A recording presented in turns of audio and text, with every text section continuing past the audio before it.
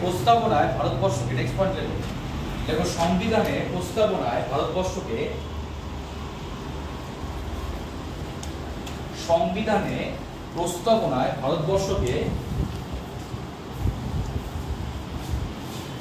একটি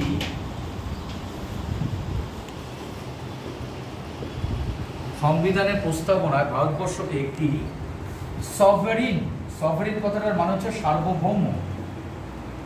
লিখে নাও আগে, ব্যাখ্যাটা আমি দিয়ে দিচ্ছি। ভারতবর্ষকে একটি সভরেন, নেক্সট সমাজতান্ত্রিক, এস ফর সোশ্যালিস্ট,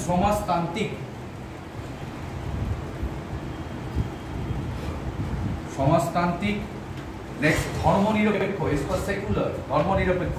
পরপর মাথায় রাখতে হবে এটা, এই সিকুয়েলটা মাথায় রাখতে হবে তোমাদের। ভারতবর্ষকে কি ঘোষণা করা হয়েছে? সার্বভৌম, সমাজতান্ত্রিক, ধর্মনিরপেক্ষ, নেক্সট হচ্ছে গণতান্ত্রিক, এসএসএসডিআর। আবার বলছি সভরেন, এস ফর সভরেন, সার্বভৌম। কোনটা সভরেন মানে বলে দেবো, সে করে দিচ্ছি, SOVEREIGN, সভরেন, SOVEREIGN, সভরেন মানে সার্বভৌম। নেক্সট কি বললাম? সোশ্যালিস্ট, SOCI, হ্যাঁ বলো কি হচ্ছে? সোশ্যালিস্ট। নেক্সট সেকুলার, ঠিক আছে, SECULAR, secular. Next Democratic, Democratic মানে কি? গণতান্ত্রিক।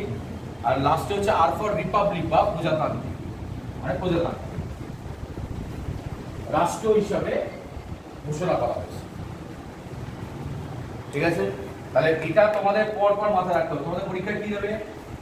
প্রস্তাবনা অনুসারে ভারতবর্ষ বলে তোমাকে দিল সমাজতান্ত্রিক, ধর্মনিরপেক্ষ, এরকম অগোছালো ভাবে দিয়ে দিল। তোমাকে পুরো সিকুয়েলটা মাথায় রাখতে হবে। কি প্রথমে কি বলা আছে? সার্বভৌম, তারপর সমাজতান্ত্রিক, তারপর ধর্মনিরপেক্ষ, তারপর গণতান্ত্রিক, তারপর ঘোষণা করা। এবার এগুলো কেন বলা হচ্ছে একটু জানতে হবে। সার্বভৌম কি আছে? মানে